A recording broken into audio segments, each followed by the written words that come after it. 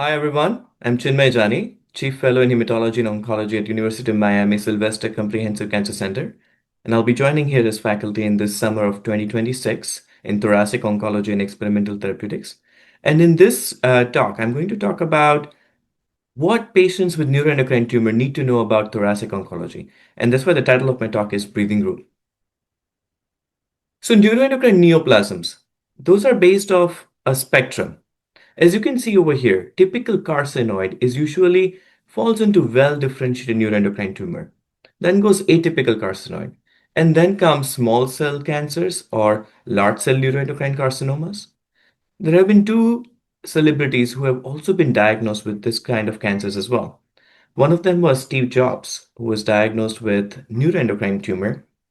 And the second one was Irfan Khan, who was also a Bollywood celebrity, who was diagnosed with one of these neuroendocrine neoplasm as well.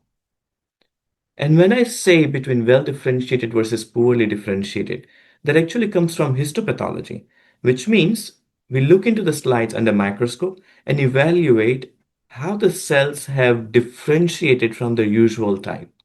So let's say if the pathology or the biopsy was taken from lung, then usually when a pathologist is looking under the microscope, they will usually see the typical kind of lung cells, which would have some alveoli, some other type of cells which are present over there. However, whenever there is a cancer present, they get differentiated. Now, well differentiated is usually called that there still you can identify that what kind of cells they look like. Whereas poorly differentiated over here, you're not able to identify on what kind of structures or what kind of different cells they have differentiated. And usually these poorly differentiated cells are fast growing as compared to well differentiated cells. So going back to this slide, the spectrum is identified based on this differentiation that is found from pathology. Talking about pulmonary neuroendocrine tumors particularly, again it represents a broad spectrum of disease with biologically distinct features. And it is again defined by morphologic and immunohistochemistry features. This immunohistochemistry is a different kind of stain, which helps us identify this differentiation, dedifferentiation, where the cancer is coming from, what is the primary origin of this cancer, what organ is this coming from. It's differentiated between typical carcinoid, atypical carcinoid, large cell neuroendocrine carcinoma, and small cell neuroendocrine carcinoma. Or, particularly for pulmonary, we can say large cell lung neuroendocrine carcinoma and small cell lung carcinoma. And this is WHO classification, World Health Organization classification. And they help us organize this into different types of neuroendocrine neoplasms as well. Usually, the biggest differentiation factor is this two, I would say, which is mitosis per 2 millimeter square. Mitosis means differentiation or cell division. If there is less than 2 in it, then it usually goes into typical carcinoid. The more they are dividing, it goes into higher up in the spectrum, which is atypical carcinoid and large cell neuroendocrine carcinoma. And Ki-67 proliferation index, it little bit helps in a similar way as well, that how aggressive are the tumor cells dividing. And then division is identified again by pathologists. So usually up to 5% are called typical carcinoid, up to 30% are called atypical carcinoid, and then 30 to 100% fall into the spectrum of small cell, large cell neuroendocrine carcinomas. There is various other factors about usually females are more predominant to have typical carcinoid and atypical carcinoid, whereas for the higher spectrum, it's usually male predominant.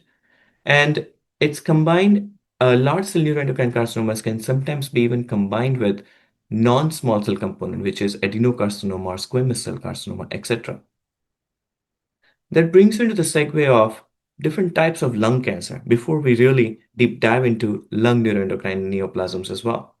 So majority of these are non-small cell lung cancer. When you usually hear when a patient is diagnosed with lung cancer, it can be squamous carcinoma, it can be adenocarcinoma, it can be adenosquamous, but usually they fall into non-small cell. Then comes small cell lung cancer. Apart from that are here the carcinoid or the large cell neuroendocrine carcinomas as well. Among the neuroendocrine carcinoma, lung is currently having the highest incidence, as you can see in this figure, as compared to any other organ for neuroendocrine tumors. However, when you combine all the gastrointestinal tumors together, it does make total incidence higher, which means when you make addition of small intestine with pancreas, stomach, appendix, colon, certainly it is higher than overall just lung. But when you just look into one organ, lung is the highest to have these neuroendocrine tumors. And similar to neuroendocrine tumors, neuroendocrine carcinomas, which are on the higher spectrum, are also higher in lung. 91.3% are usually, the 91.3% of neuroendocrine carcinomas actually found in lung, followed by around 8.7% extrapulmonary, and then amongst them is 3% is gastrointestinal, 2% is other sites, and 2% is unknown primary. And this gives us further division as well. It can be in male genital tract, female genital tract, overall urinary tract, as well as endocrine system, etc. Overall, what I really want to highlight is whether it is neuroendocrine tumors or whether it is neuroendocrine carcinoma, lung has the highest incidence when just looked at single organ.